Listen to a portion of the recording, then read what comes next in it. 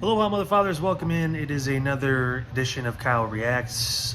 This time, we're talking about WWE Friday Night Smackdown on America Day, July 4th, 2025. This will be coming out early on July 5th. So, as promised from the previous edition of Kyle Reacts, let's dive right in.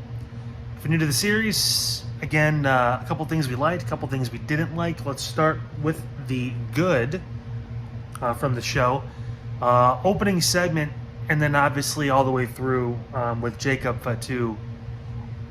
Great. He was a focal point in the show, him and Solo and this new family, I guess you could call it. They're not calling it the Bloodline, even though it is essentially the Bloodline, and it's teeing up to where Jacob's going to need help from Jay, and maybe even possibly they get the big dog involved. Who knows? But loved the attack to start the show, and then also loved the end to kind of try and put the group over. Tonga, not Tama, but Tala. Insert another consonant in between some vowels, and this is what you get. A 7-foot Tongan, but nevertheless, he's here. He obviously looks menacing, probably the most badass looking one since Solo debuted for Roman. So excited for how that group's gonna go. Also, Solo's a troll, and it's hilarious. I think he's funny. He's great. One of the better characters WWE has right now, which is interesting because we were talking about, me and Anthony a few months ago, we weren't really sure about Solo and what his future was going to be like after the whole Cody Rhodes stuff and, losing to Cody, losing to Roman, all that. He's been able to find his footing. Now he's a champion in WWE, and he's got his family back, so that's cool. Good to see Drew McIntyre back. Hopefully he's not that bored at work anymore, but nevertheless, he did eat an RKO, which was on point. And we're going to get Drew and Randy coming up. Randy and Cody had a segment where Randy basically told him, don't fuck it up. You beat me. But there's still tension there, and there's still going to be something that happens. I just don't know when. But eventually they'll get back to it, and obviously it's going to lead to a Randy heel turn. Everyone's going to get 09 Randy. I know we're all excited for that, right? And finally, one of the last things I liked on the show, I have never been more interested in Charlotte Flair than I am now with this tag team. The match was a little janky, but they ended up working things out. Charlotte was kind of stopping and going throughout the match, and even at the end, she gave Alexa a hug, then they shook it off. Like, she's playing conflicted. I've been burned by friends before. That's relatable. That's probably the only way Charlotte can be relatable, because she's burned so many bridges in her own right, so it's very common to see that.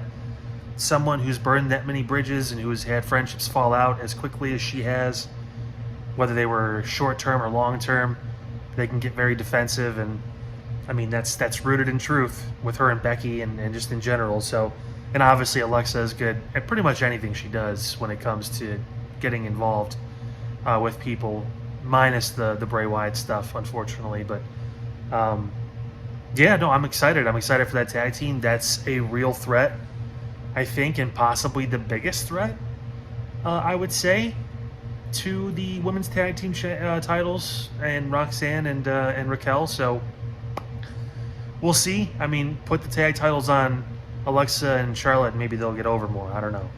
They have to defend them, though. They have to wrestle. But who knows? Speaking of the Wyatts, things I didn't like, man.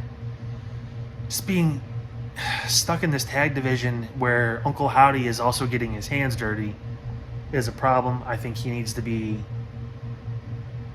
I also just hate the fucking name Uncle Howdy now. It's... I'm trying to give it a chance because it was Bray's character that he built for Bo. But he needs to be Bo Wyatt. I've said this so many times. He needs to be Bo Wyatt.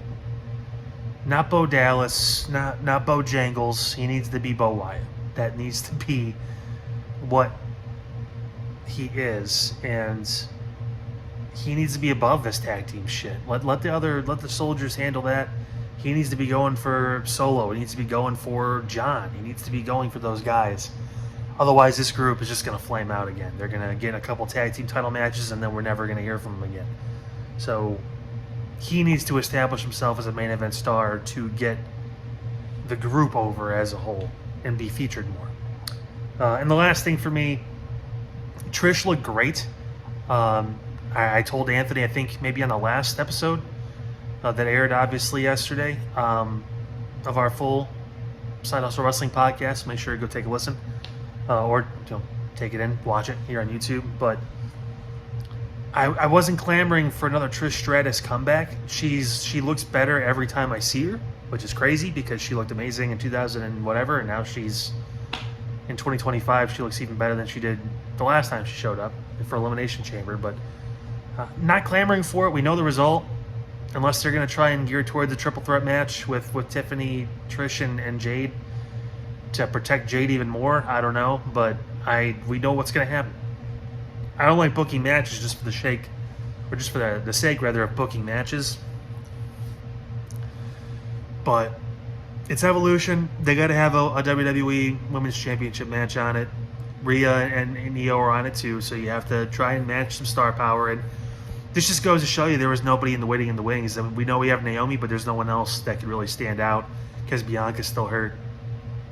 To face Tiffany and for it to be a true superstar level match. So we dip back into the honeypot of Trish Stratus, and she'll fill the void until we get Jade versus Tiffany at SummerSlam with a possible Naomi cash-in looming big time. So, but yeah, that's going to wrap it up. That's this edition of Kyle Reacts on SmackDown. Back on Monday for Monday Night Raw. And don't forget, again, like I mentioned, go watch the latest episode. It's out, the new episode of the Side Hustle Wrestling podcast. Got a fun episode coming up next week, too. We'll talk more about that next week. But in the meantime, hope you had a great 4th. Happy birthday, America. And I will see you on Monday. Have a great rest of your 4th of July weekend.